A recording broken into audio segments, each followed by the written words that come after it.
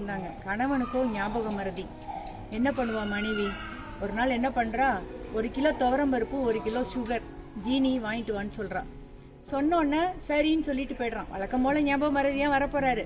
இவர் போறாரு. போற வழியில என்ன ஆகுதுன்னா, ஒரு டிராபிக் சிக்னலுக்காக நிக்கிறாங்க. அப்ப பக்கத்துல இருந்தவன் இப்படி கையை இப்படி பிடித்து கூப்பிடுறான். என்னங்கன்னு கேக்குறான். இல்ல மறக்காம வீட்டுக்கு போகும்போது 1 கிலோ சுகரும் 1 கிலோ துவரம் பருப்பும் வாங்கிட்டு போவேன். இவனுக்கு ஒரே ஆச்சரியம், நம்ம மனைவி சொன்னது இவனுக்கு எப்படி தெரிஞ்சிச்சுன்ட்டு. சரிங்கன்னு வண்டி ஆட்டிட்டு போயிடுறான். ஆபீஸ் போனா எல்லாரும் பாக்குற அத்தனை பேரும், சார் மறக்காதீங்க, போகும்போது துவரம் பருப்பும் ஜீனியும் வாங்கிட்டு போயிடுங்க, ஓகே அப்படின்னு சொல்றாரு. சரிப்பா.